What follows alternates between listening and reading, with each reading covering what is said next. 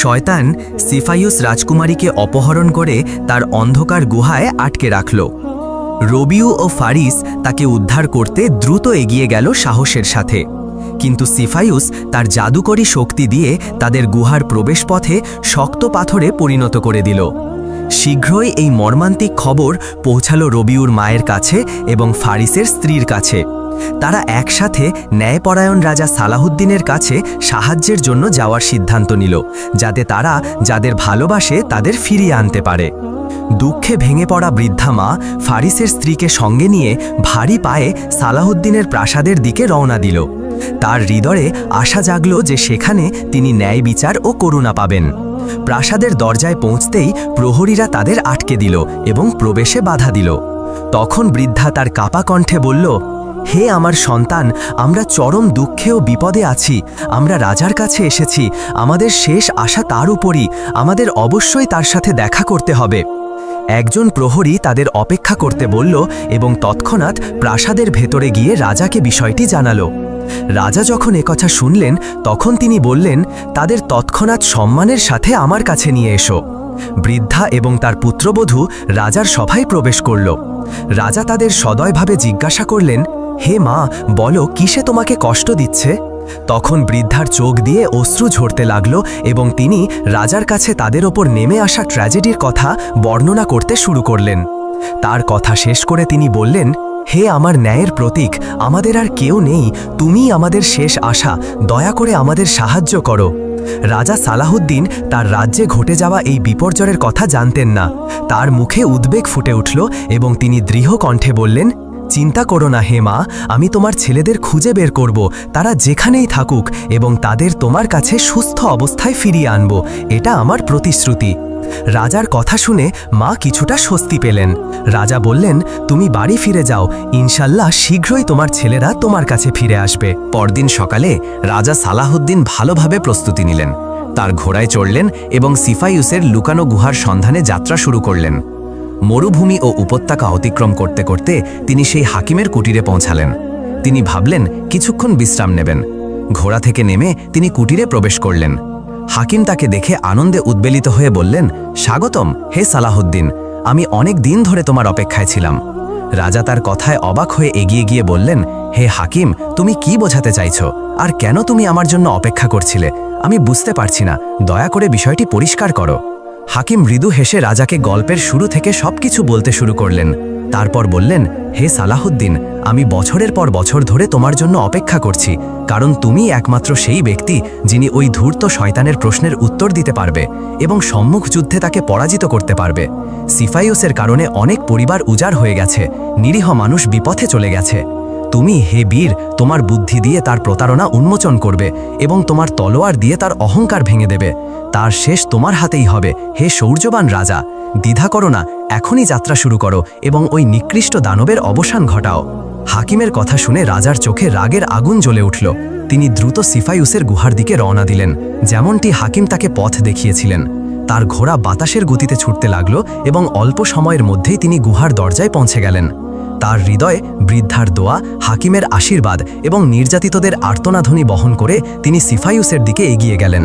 ঘোড়া থেকে নেমে গুহার দরজায় দাঁড়াতেই তিনি দুটি পাথরের মূর্তি দেখলেন, যারা ছিল রবিউ ও ফারিস।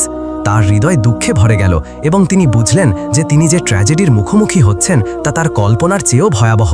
কিন্তু সালাহুদ্দিনের হৃদয়ে ভয় জাগল না, বরং প্রতিশোধের আগুন জ্বলে উঠল। তিনি গুহার প্রবেশপথে দাঁড়িয়ে গর্জন করে বললেন, বেরিয়ে আয় হে প্রতারক, সালাহুদ্দিন এসেছে তোর অপরাধের হিসাব নিতে। এই গর্জন শুনে অহংকারী সিফাইউস ক্ষণিকের জন্য বিচলিত হল। তারপর সে গুহা থেকে বেরিয়ে এলো, তার চোখে আগুন জ্বলছে। সে চিৎকার করে বলল, কে এই মূর্খ যে নিজে থেকে এসে মৃত্যুর মুখে ঝাঁপ দিয়েছে? কে এই হীন ব্যক্তি যে আমাকে, সিফাইউসকে, পৃথিবী ও অন্ধকারের প্রভুকে চ্যালেঞ্জ করার সাহস করছে? রাজা রাগত কণ্ঠে উত্তর দিলেন, তুমিই তবে সেই ধূর্ত শয়তান যে তার গুহায় লুকিয়ে থাকে এবং মানুষের সাথে খেলা করে তাদের পাথরে পরিণত করে। তুই এসব অন্যায় করে কি পাস? এখন সব শেষ, ইনশাআল্লাহ তোমার পাপের পাত্র পূর্ণ হয়েছে এবং শীঘ্রই তুমি তোমার পরিণতি ভোগ করবে। সিফাইউস রাজার আত্মবিশ্বাসী কণ্ঠে কিছুটা বিচলিত হল, তবে নিজেকে সামলে নিয়ে বলল, হে সালাহুদ্দিন, তুমি আমার 7টি প্রশ্নের উত্তর দিতে প্রস্তুত হও। আবারও সিফাইউস উপহাসের সুরে বলল, তুমি কি আমার প্রশ্নের উত্তর দেবে হে তুচ্ছ পতঙ্গ? যদি তোমার মধ্যে সামান্য সাহস থাকে তবে আমার সাথে যুদ্ধ করো। তোমার মতো কাউকে আমার আঙুলের মাঝে পিষে ফেলতে এক মুহূর্ত লাগবে না। তুমি আমার প্রশ্নের উত্তর দিতে এসেছ, কতটা নির্বোধ তুমি! শয়তান রাজাকে উত্তেজিত করে প্রথমে আক্রমণে প্ররোচিত করতে চাইল, যাতে সে তার জাদুতে পড়ে পাথরে পরিণত হয়, যেমন অন্যদের সাথে করেছে। কিন্তু সালাহুদ্দিন অন্যদের মতো ছিলেন না। তিনি ছিলেন একজন জ্ঞানী রাজা ও বীর যোদ্ধা, যাকে সহজে উত্তেজিত করা যায় না। তিনি দৃঢ়ভাবে বললেন, শোন হে অহংকারী, আমি তোমার সস্তা প্রতারণার ফাঁদে পড়ব না। সময় নষ্ট না করে তোমার প্রশ্ন করো। আমিও প্রতারণা জানি এবং তোমার চেয়েও ভালো। এরপর তিনি তার 4 জন সৈন্যকে ডেকে তাদের আসল রূপে আসতে বললেন। মুহূর্তের মধ্যে 4 জন নাইট সিফাইউসের সামনে প্রকাশ পেল। তারা পর্বতের মতো শক্তিশালী ও উঁচু হয়ে দাঁড়ালো। মূলত তারা ছিল জিন। সিফাইউস ভয়ে পিছিয়ে গেল। তার জীবনে প্রথমবারের মতো সত্যিকারের ভয় অনুভব করল সে। সালাহুদ্দিন হাততালি দিয়ে তাদের অদৃশ্য করে দিলেন এবং বললেন, তুমি আমার শক্তি ও প্রতারণার একটি ক্ষুদ্র নমুনা দেখলে। এখন তাড়াতাড়ি তোমার প্রশ্ন করো, আমার ধৈর্য হারিয়ে যাওয়ার আগে। সিফাইউস যা দেখল তাতে হতবাক হয়ে গেল এবং বুঝল এই মানুষটিকে অন্যদের মতো প্রতারিত করা যাবে না। তার কাছে আর কোনো উপায় ছিল না, তাই সে তার প্রশ্ন শুরু করল। সে বলল, শোন, মনে কর 2 জন যুবক, উরুয়া ও হামান, ঘনিষ্ঠ বন্ধু। একদিন তারা দূর দেশে বাণিজ্যের জন্য যাত্রা করল। প্রচুর লাভের পর তারা ফিরে এলো। একদিন তারা জঙ্গলের মাঝে এক অত্যন্ত সুন্দরী নারীকে দেখল। দুজনেই তার প্রতি আকৃষ্ট হল। তারা তার কাছে গিয়ে জিজ্ঞাসা করল, হে সুন্দরী, তুমি কে? এই নির্জন জায়গায় একা কি করছো? নারীটি চোখে অশ্রু নিয়ে উত্তর দিল, আমি আমার স্বামীর সাথে বাড়ি ফিরছিলাম, কিন্তু ডাকাতরা আমাদের ওপর হামলা করল। তারা আমাদের লুট করল এবং আমার স্বামীকে হত্যা করল। তখন থেকে আমি এই জঙ্গলে ঘুরে বেড়াচ্ছি। উরুয়া বলল, চিন্তা করো না, আমরা তোমাকে নিরাপদে বাড়ি পৌঁছে দেব। কিন্তু নারীটি কেঁদে উঠল এবং বলল, না, আমি আমার পিতার বাড়িতে বা স্বামীর বাড়িতে ফিরব না। লোকে আমাকে অশুভ বলবে, মনে করবে আমি মৃত্যু ও ধ্বংস ডেকে এনেছি। জঙ্গলের মৃত্যু আমার কাছে সেখানকার অপমানের চেয়ে সহজ। তারপর উরুয়া ও হামান সেই সুন্দরী নারীকে নিয়ে পথ চলতে লাগল। পথে তারা তার ভবিষ্যৎ নিয়ে আলোচনা করল। এই নারীর জন্য এখন কি করা উচিত? তাকে আবার বিয়ে দেওয়া হবে নাকি আমাদের একজন তার সাথে বিয়ে করবে? তারা দুজনেই ভাবল তার সাথে বিয়ে করাই যুক্তিসঙ্গত। তারা নারীটির কাছে প্রশ্ন করল। সে বলল, আমি তোমাদের দুজনকেই ভালোবাসি, একজনকে অপরজনের ওপর প্রাধান্য দিতে পারি না। এই কথা শুনে তারা আরও বিভ্রান্ত হয়ে পড়ল। অবশেষে তারা লটারির মাধ্যমে সিদ্ধান্ত নিল, যে নাম উঠবে সে তাকে বিয়ে করবে। লটারিতে উরুয়ার নাম উঠল এবং সে নারীটিকে বিয়ে করল। তারা সুখী দাম্পত্য জীবন শুরু করল। কিছুদিন পর তাদের একটি সন্তান হল, কিন্তু ভাগ্যের নির্মমতায় উরুয়া এক মর্মান্তিক দুর্ঘটনায় মারা গেল। উরুয়ার মৃত্যুর পর তার স্ত্রী হামানের কাছে গিয়ে তার স্বামীর বাণিজ্য ও সম্পদের অংশ দাবি করল। কিন্তু সত্যিটা হলো, উরুয়ার সম্পদ বা বাণিজ্যে কোনো অংশ ছিল না। সব কিছুই হামানের মালিকানাধীন ছিল। উরুয়া কেবল একজন কর্মী ছিল, যাকে হামান বাণিজ্যের বিষয়ে পরামর্শের জন্য রাখত। হামান তার দাবি পুরোপুরি প্রত্যাখ্যান করল। আদালত দুপক্ষের কথা শুনল এবং বিষয়টি বিবেচনার পর রাজা হামানের পক্ষে রায় দিলেন। তিনি বললেন, এই নারীর হামানের সম্পদে কোনো অধিকার নেই, কারণ এটি তার মৃত স্বামীর নয়। এই মুহূর্তে সিফাইউস থামল এবং রাজা সালাহুদ্দিনের দিকে তাকিয়ে জিজ্ঞাসা করল, বলো, ওই রাজার রায় কি সঠিক ছিল? সালাহুদ্দিন মৃদু হেসে শান্তভাবে বললেন, না, আমি যদি ওই রাজার জায়গায় থাকতাম তবে ভিন্ন রায় দিতাম এবং নারীটিকে সম্পদের একটি অংশ দিতাম। সিফাইউস অবাক হয়ে জিজ্ঞাসা করল, কেন? সালাহুদ্দিন উত্তর দিলেন, এটা সত্য যে উরবা কেবল একজন কর্মী ছিল, কিন্তু যে লাভ ও মুনাফা এসেছিল তা 2 বন্ধুর অংশীদারিত্বের ফল। তাই নারীটি তার স্বামীর অংশ হিসাবে অর্ধেক মুনাফার অধিকারী এবং তাকে তার ন্যায্য অংশ দেওয়া উচিত। সিফাইউস রাজার জ্ঞানের প্রশংসা করে বলল, ভালো করেছ, তোমার রায় সঠিক এবং ন্যায়সঙ্গত, এতে কোনো সন্দেহ নেই। কিন্তু সে তৎক্ষণাৎ তার স্বর পরিবর্তন করে সতর্ক করে বলল, খুব বেশি আনন্দ করো না, কারণ তোমার সামনে এখনও 6টি প্রশ্ন বাকি আছে। রাজা আত্মবিশ্বাসের সাথে হেসে বললেন, প্রশ্ন করো হে ধূর্ত, আমি এখানে তোমার সব প্রশ্নের উত্তর দিতে প্রস্তুত। সিফায়ুস ক্ষণিকের জন্য দ্বিধা করল, তারপর বলল, শোন, সাবা রাজ্যে একজন ন্যায়পরায়ণ ও সাহসী রাজা ছিলেন, নাম ছিল তার তামিম। তিনি তার প্রজাদের প্রতি দয়ালু ছিলেন, তাদের সাহায্য ও সমর্থনে কখনো কার্পণ্য করতেন না। একদিন একজন ব্যবসায়ী তার 3 কানা ছেলেকে নিয়ে তার কাছে এলো। তারা সবাই রাজার সামনে মাথা নত করল। ব্যবসায়ী বলল, হে আমার মালিক, আমি বিপদে পড়েছি, আমার 1000 স্বর্ণমুদ্রার ঋণ প্রয়োজন। আমি প্রতিশ্রুতি দিচ্ছি 6 মাসের মধ্যে তা ফিরিয়ে দেব। আমার ঋণের জামিন হিসাবে আমি আমার 3 ছেলেকে তোমার কাছে রেখে যাচ্ছি। রাজা অবাক হয়ে বললেন, কিন্তু তোমার ছেলেরা তো কানা, তাদের রেখে কী লাভ? ব্যবসায়ী আত্মবিশ্বাসের সাথে বলল, এ কথা বলো না হে মালিক, আমার প্রথম ছেলে ঘোড়া চেনার ক্ষেত্রে বিশেষজ্ঞ, দ্বিতীয় ছেলে রত্নের গুণাগুণ বোঝার ক্ষেত্রে প্রতিভাবান এবং তৃতীয় ছেলে অস্ত্রশস্ত্রের শিল্পে পারদর্শী। তারা এসব কাজ স্পর্শ ও গন্ধের মাধ্যমে করে, দৃষ্টি দিয়ে নয়। যদি তারা মিথ্যাবাদী বা অক্ষম প্রমাণিত হয় তবে তাদের মাথা কেটে ফেলো এবং আমাকেও বিচার করো। রাজা তামিম এই দাবিতে অবাক হলেন, তবে তিনি প্রস্তাবে সম্মত হলেন এবং ব্যবসায়ীকে 1000 স্বর্ণমুদ্রা দিলেন। তিনি 3 ছেলের জন্য ভালো থাকার ব্যবস্থা ও খাবারের ব্যবস্থা করলেন। কিছুদিন পর একজন ঘোড়ার ব্যবসায়ী প্রাসাদে এলো এবং রাজার কাছে একটি অত্যন্ত সুন্দর ঘোড়া উপস্থাপন করল। ঘোড়াটির চেহারা ও গঠন এতটাই মুগ্ধকর ছিল যে রাজা তৎক্ষণাৎ তা কিনতে চাইলেন। ব্যবসায়ী বলল, হে প্রভু, এটি মদিনার খাঁটি ঘোড়া, আমি এটি অনেক কষ্টে এনেছি, তাই এর দাম একটু বেশি। রাজা, যিনি ঘোড়াটির প্রতি মুগ্ধ হয়েছিলেন, উচ্চ মূল্যে সম্মত হলেন। হঠাৎ তিনি ব্যবসায়ীর কথা মনে পড়ল, যিনি বলেছিলেন তার বড় ছেলের ঘোড়া চেনার অসাধারণ ক্ষমতা আছে। তিনি তৎক্ষণাৎ আদেশ দিলেন, ব্যবসায়ীর বড় ছেলেকে আমার কাছে নিয়ে এসো। ছেলেটিকে দ্রুত আনা হলো। রাজা বললেন, এই ঘোড়া সম্পর্কে তোমার মতামত কি? যুবক বলল, আপনার আদেশ হে প্রভু। তারপর সে ঘোড়ার কাছে গিয়ে স্পর্শ ও পরীক্ষা শুরু করল। তার কাজ দেখে উপস্থিত সবাই, এমনকি ব্যবসায়ীও হাসতে লাগল। একজন অন্ধ ব্যক্তি কিভাবে ঘোড়ার গুণাগুণ বিচার করবে? কিন্তু যুবক এসবে পাত্তা না দিয়ে ঘোড়াটি স্পর্শ ও গন্ধের মাধ্যমে পরীক্ষা করতে থাকল। ব্যবসায়ী ব্যঙ্গ করে বলল, বাস, তুমি কি তোমার নাক দিয়ে ঘোড়া পরীক্ষা করবে? কিন্তু যুবক উত্তর না দিয়ে মনোযোগ দিয়ে কাজ চালিয়ে গেল। কিছুক্ষণ পর সে ঘোড়া থেকে সরে এসে বলল, হে প্রভু, আমি আপনাকে এই ঘোড়া কেনার পরামর্শ দেব না। রাজা অবাক হয়ে জিজ্ঞাসা করলেন, কেন? এতে কি ত্রুটি আছে? যুবক বলল, হে প্রভু, আপনার একজন সৈনিককে এটির ওপর চড়তে বলুন, তাহলে কারণ স্পষ্ট হবে। রাজা একজন সৈনিককে ঘোড়ায় চড়তে আদেশ দিলেন। প্রথমে ঘোড়াটি স্থিরভাবে চলল, কিন্তু কিছুক্ষণ পর হঠাৎ লাফিয়ে উঠল এবং সৈনিককে মাটিতে ফেলে দিয়ে পাগলের মতো হ্রেষাধ্বনি করতে লাগল। ব্যবসায়ী হতবাক হয়ে বলল, হে প্রভু, এটি আমার সাথে আগে কখনো এমন করেনি। কিন্তু যুবক তাকে থামিয়ে বলল, শুধু তোমার সাথেই এমন করে না, কিন্তু কোনো সত্যিকারের অশ্বারোহীর সাথে এটি একই কাজ করবে। তুমি খাঁটি ঘোড়ার ব্যবসায়ী নও, বরং একজন রাখাল যে ঘোড়ার ব্যবসায় নেমেছে। ব্যবসায়ী আরও অবাক হয়ে জিজ্ঞাসা করল, তুমি কিভাবে জানলে আমি রাখাল?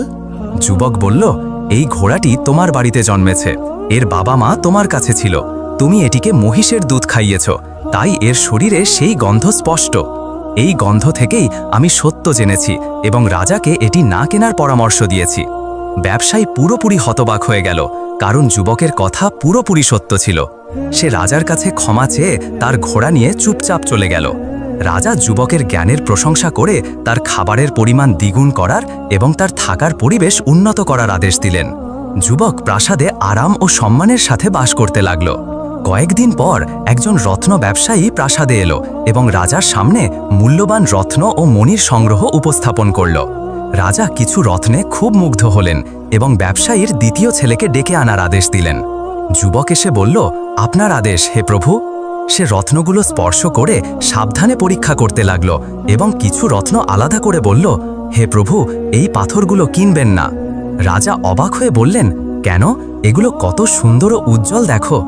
যুবক শান্তভাবে বলল, ক্ষমা করবেন হে প্রভু, কিন্তু এই পাথরগুলো অশুভ। বিশেষ করে এই লাল মণিটি প্রত্যেকের জন্য অশুভ বয়ে আনে যে এটি ধারণ করে। এটি বড় ক্ষতি, সম্পত্তির ধ্বংস, এমনকি পরিবারের সদস্যদের মৃত্যু ডেকে এনেছে। সরকার এবং এই রত্ন ব্যবসায়ী এই সত্য জানত।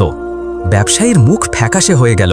সে পালানোর চেষ্টা করল, কিন্তু রাজার সৈনিকরা তাকে তৎক্ষণাৎ ধরে ফেলল। সে ক্ষমা ভিক্ষা করে বলল, হে প্রভু, আমি বড় ভুল করেছি, আমি রানী হেলেনের আদেশে এই অশুভ পাথরগুলো এনেছি। রাজা ক্রোধে জ্বলে উঠলেন এবং ব্যবসায়ীকে কারাগারে পাঠানোর আদেশ দিলেন। তিনি মধ্যম ছেলের জ্ঞানের প্রশংসা করে তার খাবারের পরিমাণও দ্বিগুণ করার আদেশ দিলেন। এভাবে বড় ও মধ্যম ছেলে তাদের দক্ষতা প্রমাণ করল। বড় ছেলে তার গন্ধের মাধ্যমে রাজাকে একটি ত্রুটিপূর্ণ ঘোড়া কেনা থেকে বাঁচালো, আর মধ্যম ছেলে স্পর্শের মাধ্যমে অশুভ রত্ন চিনে রাজাকে রক্ষা করল। এরপর একদিন একজন অস্ত্র নির্মাতা প্রাসাদে এলো। এটি ছিল ব্যবসায়ীর কনিষ্ঠ কানা ছেলের দক্ষতা পরীক্ষার সুযোগ। তাকেও পরীক্ষায় উত্তীর্ণ করা হলো এবং সে দারুণভাবে সফল হলো। সে রাজার জন্য সবচেয়ে উৎকৃষ্ট ও কার্যকর অস্ত্র বেছে নিল। রাজা তার জ্ঞানে মুগ্ধ হয়ে তার খাবারের পরিমাণও দ্বিগুণ করার আদেশ দিলেন। কিছুদিন পর ব্যবসায়ী 3 ছেলের কানা পিতা প্রাসাদে ফিরে এলো এবং রাজার কাছ থেকে ধার নেওয়া পুরো অর্থ ফিরিয়ে দিল। তারপর সে তার ছেলেদের নিয়ে প্রাসাদ ত্যাগ করার জন্য প্রস্তুত হলো। তখন রাজা বললেন, তুমি এই 3 ছেলের পিতা, তোমার নিজের দক্ষতা কি? ব্যবসায়ী আত্মবিশ্বাসের সাথে হেসে বলল, আমি মানুষের ধাতু চিনতে পারি। রাজা ব্যঙ্গ করে বললেন, সত্যি? তাহলে বলো আমার ধাতু কি? ব্যবসায়ী এক মুহূর্ত দ্বিধা করে রাজার চোখের দিকে তাকিয়ে বলল, আপনি রুটিবালাদের বংশধর। সেই যুগে সমাজে শ্রেণী বৈষম্য ছিল এবং নিম্ন শ্রেণী বা সাধারণ পেশার মানুষদের তাচ্ছিল্য করা হতো। রুটিবালা শব্দটি রুটি তৈরির কারিগরকে বোঝায়, অর্থাৎ রাজা রাজবংশের নন, বরং সাধারণ বংশোদ্ভূত। ব্যবসায়ী আরও বলল, আমার প্রতিটি ছেলে যখন তার অসাধারণ দক্ষতা দেখিয়েছে, আপনি তাদের পুরস্কার হিসেবে শুধু তাদের খাবারের পরিমাণ বাড়িয়েছেন, যেন তাদের মূল্য শুধু খাবারে। ব্যবসায়ীর কথা শেষ হতেই রাজার মধ্যে অন্ধ অহংকার জেগে উঠল। তিনি ক্রোধে জ্বলে উঠে একটি চাঞ্চল্যকর আদেশ দিলেন, ব্যবসায়ীকে মৃত্যুদণ্ড দেওয়া হবে এবং তার 3 ছেলেকে প্রাসাদে রেখে তার জন্য কাজ করতে হবে। গল্প শেষ করে সিফায়ুস রাজা সালাহুদ্দিনকে বলল, বলো রাজা, কি ব্যবসায়ীকে মৃত্যুদণ্ড দিয়ে অপরাধ করেছিলেন? সালাহুদ্দিন শান্তভাবে বললেন, রক্ত কখনো মিথ্যা বলে না হে সিফায়ুস। ব্যবসায়ীর আরও জ্ঞানের সাথে আচরণ করা উচিত ছিল, কিন্তু রাজা তার ছেলেদের চেয়েছিলেন এবং তাদের তার জন্য কাজ করাতে চেয়েছিলেন, তাই তার এই কাজ জ্ঞানী বা ন্যায়সঙ্গত ছিল না। সিফায়ুস হেসে বলল, তুমি ঠিক বলেছ হে সালাহুদ্দিন। কিন্তু তার কথা শেষ হতেই তার মধ্যে একটা শূন্যতা দেখা দিল। হাকিমের আশীর্বাদের কারণে সে কোনো সঠিক উত্তরকে অস্বীকার করতে পারছিল না। সে অনুভব করল তার শক্তি ক্রমশ কমে যাচ্ছে। তার মুখে ভয় ও বিভ্রান্তি ফুটে উঠল। রাজা কঠিন কণ্ঠে বললেন, কি হলো হে ধূর্ত শয়তান? এখন কি ভাবছ? যদি তুমি তোমার পাপ করার আগে ভালোভাবে ভাবতে, তবে আজ এই অবস্থায় পড়তে না। এখন তোমার পরবর্তী প্রশ্ন করো হে পাপী। সিফায়ুস ব্যঙ্গের হাসি দিয়ে বলল, খুব বেশি আনন্দ করো না, মনে রাখো আমার কাছে এখনও 5টি প্রশ্ন বাকি। যদি তুমি পরবর্তী প্রশ্নের সঠিক উত্তর না দিতে পারো, তবে তৎক্ষণাৎ পাথরে পরিণত হবে। এরপর সে নতুন একটি ধাঁধা বলতে শুরু করল। সে বলল, শোন হে রাজা, একদিন একটি সাপ ও তার সঙ্গিনী, যারা ছিল রূপান্তরকারী পরিচিন, ঘন জঙ্গলে মানুষের রূপে বাস করছিল। তারা প্রেম ও আনন্দে মগ্ন ছিল, কিছুই তাদের বাধা দিচ্ছিল না। সেই মুহূর্তে একজন রাজা একটি হরিণ শিকার করছিলেন। হরিণের দিকে তীর নিক্ষেপ করার সময় তিনি তীর ছুড়লেন, কিন্তু হরিণ পালিয়ে গেল। তীরটি গিয়ে মানুষের রূপে থাকা সেই সাপের বুকে বিঁধল। সাপের সঙ্গিনী স্থির হয়ে গেল এবং তীরের দিকে তাকিয়ে রাজাকে তার ঘোড়ার উপর ধনুক হাতে দেখল। সে তৎক্ষণাৎ সত্য বুঝল। রাজাও হতবাক হয়ে গেলেন। এই নির্জন জঙ্গলে একজন পুরুষ ও নারী কি করছে? তীর লাগার কিছুক্ষণ পরই সাপটি তার প্রিয়তমার কোলে শেষ নিঃশ্বাস ত্যাগ করল। সাপের সঙ্গিনী একটি মর্মান্তিক চিৎকার করল, যা জঙ্গলের নীরবতা ভেঙে দিল। তার চিৎকারে দুঃখ ও কষ্ট ছিল। রাজা দোষী বোধ করে ও বিচলিত হয়ে তার ঘোড়া থেকে নেমে তাদের দিকে এগিয়ে গেলেন, কিন্তু এক পা এগোতেই তিনি দেখলেন মৃত সাপের দেহ মানুষের রূপ থেকে তার আসল সাপের রূপে ফিরে গেল। পৃথিবী তার পায়ের নিচে কেঁপে উঠল। তিনি বুঝলেন তিনি কোনো মানুষকে মারেননি, বরং একটি পৌরাণিক সাপকে হত্যা করেছেন, যারা মানুষের রূপ নিতে পারে। সাপের সঙ্গিনী তার স্বামীর মৃতদেহ জড়িয়ে আরও ভয়ঙ্কর চিৎকার করল। তারপর মাথা তুলে বলল, হে পাপী মানুষ, আমি যেমন এখন আমার স্বামী হারানোর কষ্ট ভোগ করছি, তেমনি একদিন তোমার স্ত্রীও এই কষ্ট ভোগ করবে এবং আমার মতো কাঁদবে। রাজার মুখ ফ্যাকাশে হয়ে গেল।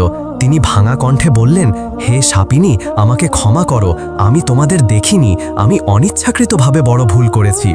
কিন্তু সাপিনী তার জ্বলন্ত চোখে তাকিয়ে বলল, হে অপরাধী, তুমি যা করেছ তা ভুল নয়, অপরাধ। তুমি আমার স্বামীকে হত্যা করেছ। আমি শপথ করছি 9 দিন পর উৎসবের দিনে আমি নিজে এসে তোমাকে ধ্বংসন করব এবং আমার স্বামীর মৃত্যুর প্রতিশোধ নেব। রাজার হৃদয় ভয়ে কেঁপে উঠল। তিনি দুঃখে ভেঙে পড়ে প্রাসাদে ফিরলেন।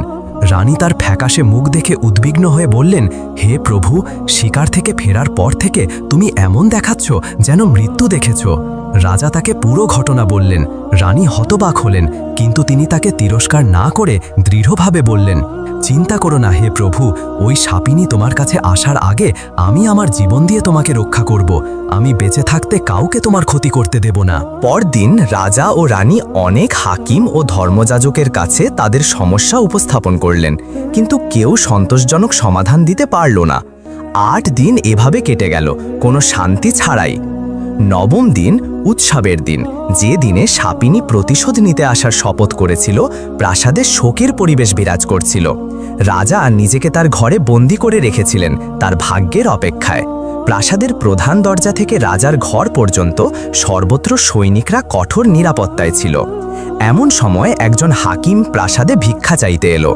তিনি প্রাসাদের শোকের পরিবেশ দেখে প্রহরীদের কাছে কারণ জিজ্ঞাসা করলেন। তারা তাকে সব বলল। হাকিম বললেন, আমাকে তৎক্ষণাৎ রানীর কাছে নিয়ে যাও। একজন প্রহরী রানীকে খবর দিল। রানী নিজে তাকে স্বাগত জানাতে এলেন এবং তাকে সম্মানের সাথে প্রাসাদে প্রবেশ করালেন। তিনি বললেন, হে পবিত্র হাকিম, তুমি আমাদের বিপদের কথা জেনেছ, আমাদের পথ দেখাও, তুমি একমাত্র আমাদের বাঁচাতে পারো। হাকিম বললেন, হে কন্যা, একটি উপায় আছে, কিন্তু আমি নিশ্চিত করতে পারি না যে এটি সাপিনীকে তার সিদ্ধান্ত থেকে ফিরিয়ে আনবে। রানী অনুরোধ করে বললেন, দয়া করে বলো, এতে হয়তো আমাদের মুক্তি মিলবে। হাকিম বললেন, শোনো হে কন্যা, প্রথমে প্রাসাদের সব জায়গা থেকে নিরাপত্তা সরিয়ে ফেলো এবং রাজাকে রক্ষার জন্য ছড়িয়ে থাকা সৈনিকদের সরিয়ে দাও। রানীর হৃদয়ে উদ্বেগ জাগল, কিন্তু তিনি হাকিমের কথার সম্মান করে তাকে বাধা দিলেন না। হাকিম বলে চললেন, এটি কোনো সাধারণ সাপিনী নয়, এটি একটি রূপান্তরকারী সাপিনী, যে কোনো রূপ নিতে পারে, সৈনিক, দ্বাররক্ষী বা যে কোনো ব্যক্তির। যদি সে এই কঠোর নিরাপত্তা দেখে, তবে মনে করবে রাজা তাকে হত্যার প্রস্তুতি নিচ্ছেন এবং সে দ্বিধা না করে আক্রমণ করবে। তিনি আরও বললেন, আজ উৎসবের দিন, সূর্যাস্ত থেকে মধ্যরাত পর্যন্ত তুমি নিজে রাজার ঘরের সামনে বসে আল্লাহর ইবাদত করো। কিছু সৈন্যকে জঙ্গলে পাঠাও সাপের বাচ্চা আনতে। প্রাসাদের প্রধান দরজা থেকে রাজার ঘর পর্যন্ত প্রতি কয়েক পা পর পর বাচ্চা সাপ রাখো। তাদের সাথে এমন লোক রাখো যারা তাদের দুধ খাওয়াবে। আর সবচেয়ে গুরুত্বপূর্ণ, প্রাসাদের প্রধান দরজা থেকে রাজার ঘর পর্যন্ত সুগন্ধি ফুল ছড়িয়ে দাও, যাতে পথটি মিষ্টি সুবাসে ভরে যায়। হাকিম বললেন, এটি একমাত্র উপায় যা হয়তো সাপিনীর হৃদয় নরম করবে। বলা হয়, তোমার শত্রুকে সম্মান করো, তাহলে সে তার শত্রুতায় লজ্জিত হবে। হাকিম প্রাসাদ ত্যাগ করলেন। রানী দ্বিধা না করে তার সব নির্দেশ পালন করলেন। তিনি প্রাসাদের নিরাপত্তা সরিয়ে ফেললেন, রাজার দরজা ও ঘর থেকে সৈনিকদের সরিয়ে দিলেন, পথটি সুগন্ধি ফুল দিয়ে সাজালেন, জঙ্গল থেকে সাপের বাচ্চা এনে পথে ছড়িয়ে দিলেন। তিনি নিজে রাজার ঘরের সামনে বসে ইবাদত করতে লাগলেন, আল্লাহর কাছে প্রার্থনা করতে লাগলেন। রাতের শুরুতে সাপিনী তার প্রতিশ্রুতি পূরণ করতে এবং তার স্বামীর মৃত্যুর প্রতিশোধ নিতে এলো। সে প্রধান দরজা দিয়ে প্রবেশ করল এবং হতবাক হয়ে থেমে গেল। সে দেখল প্রাসাদটি সুগন্ধি ফুলে সজ্জিত, বিভিন্ন রঙের ও আকৃতির ফুল দিয়ে একটি সুন্দর ও শান্তিময় পথ তৈরি করা হয়েছে, যা দরজা থেকে প্রাসাদের গভীরে চলে গেছে। সাপিনী ফুলের সুবাসে মুগ্ধ হয়ে এগিয়ে গেল। তার মনে হলো, আমি ভেবেছিলাম এখানে কঠোর নিরাপত্তা ও সশস্ত্র সৈন্যরা থাকবে, কিন্তু আমি কিছুই দেখছি না, না তলোয়ার, না বর্ষা, না কোনো প্রতিরোধ। বিস্ময়ের মধ্যে সে পথ ধরে এগিয়ে গেল। সে দেখল নিরীহ মুখের ছোট ছোট শিশুরা পথের দুপাশে বসে আছে। তারা সাপের বাচ্চাদের দুধ খাওয়াচ্ছে এবং তাদের সাথে নির্মলভাবে খেলছে। এই দৃশ্য সাপিনীর হৃদয়ে কিছু একটা স্পর্শ করল। তার হৃদয়, যা কঠোরতা ও প্রতিশোধের জন্য অভ্যস্ত ছিল, ধীরে ধীরে নরম হতে শুরু করল। তার ক্রোধ কিছুক্ষণের জন্য মাতৃত্ব ও করুণার অনুভূতিতে রূপান্তরিত হল, কিন্তু শীঘ্রই সে তার শপথ ও প্রতিজ্ঞার কথা মনে করল। তার স্বামীর শেষ নিঃশ্বাস ত্যাগের দৃশ্য তার চোখে ভেসে উঠল। সে ক্রোধে ফুঁসে উঠল এবং শীষের মতো শব্দ করে ভেতরের দিকে এগিয়ে গেল। অবশেষে রাজার ঘরে পৌঁছে সে রানীকে দেখল, যিনি তার হাত জোর করে ইবাদতে মগ্ন, চোখে অশ্রু নিয়ে আল্লাহর কাছে প্রার্থনা করছেন। সাপিনী তার উপস্থিতি টের পেল। রানী উঠে দাঁড়ালেন এবং নম্রভাবে তার কাছে এগিয়ে গিয়ে বললেন, স্বাগতম, আশা করি তুমি এখানে পৌঁছাতে কষ্ট পাওনি। আমি জানি তুমি কেন এসেছো। আমি জানি আমার স্বামী বড় ভুল করেছে, যদিও তা অনিচ্ছাকৃত। তাই আমি তোমাকে বাধা দেব না, কিন্তু আমার একটি অনুরোধ আছে। আমাকে প্রথমে দংশন করো। আমি একজন বিশ্বস্ত স্ত্রী। আমি বেঁচে থাকতে আমার স্বামীর কষ্ট দেখতে পারি না। আমাকে তার আগে চলে যেতে দাও। এখানে সিফায়ুস থামল এবং রাজার দিকে তাকিয়ে বলল, বলো হে রাজা, সাপিনী কি রাজাকে দংশন করে তার স্বামীর প্রতিশোধ নেবে? সে কি তার শপথ পূর্ণ করবে? গল্প চালিয়ে যাওয়ার আগে এই প্রশ্নটি তোমাদের জন্যও হে প্রিয়জন, সাপিনী কি তার প্রতিশ্রুতি পূর্ণ করবে? সলাহউদ্দিন দৃঢ়ভাবে উত্তর দিলেন, না হে ধূর্ত শয়তান, সে তা করবে না। যখন থেকে সে প্রাসাদে প্রবেশ করেছে এবং তার জন্য তৈরি করা আতিথেয়তা দেখেছে, শিশুদের সাপের বাচ্চাদের দুধ খাওয়ানো দেখেছে, তার হৃদয় করুণায় গলে গেছে। তার ক্রোধ ইতিমধ্যে মিলিয়ে গেছে। রানীর আন্তরিক কথাগুলো তার বাকি ক্রোধও গলিয়ে দিয়েছে। সে শেষ পর্যন্ত একজন নারী এবং আন্তরিক বিশ্বস্ততা সব শপথ ও প্রতিশোধকে ছাড়িয়ে যায়। তার শপথ ও প্রতিজ্ঞার কথা বলতে গেলে সে তার অনুভূতির সাথে বিশ্বাসঘাতকতা না করার এবং ইচ্ছাকৃতভাবে কাউকে আঘাত না করার সিদ্ধান্ত নিয়েছে। সে নিজেকে কাছের জ্বলন্ত আগুনে নিক্ষেপ করল এবং আত্মহত্যা করল। সে মারা গেল কাউকে হত্যা না করে, তার শপথ ভঙ্গ না করে, কিন্তু তার কষ্ট থেকেও মুক্তি পেল না। সে বেঁচে থাকল না, প্রতিশোধও নিল না। সিফায়ুস রাজার এই উত্তর শুনে মাথা নিচু করে দুঃখে বলল, তুমি ঠিক উত্তর দিয়েছ হে সালাহউদ্দিন, তুমি সত্যিই জ্ঞানী ও বিচক্ষণ। তবে জেনে রাখো, আমার কাছে আরও 4টি প্রশ্ন বাকি। সিফায়ুস তার চতুর্থ প্রশ্নটি বলতে শুরু করল। সম্মানিত ভিউয়ার্স, এই গল্পের তৃতীয় ও শেষ অংশ শীঘ্রই আসবে। অনুগ্রহ করে একটি লাইক দিয়ে আমাদের সাথেই থাকুন।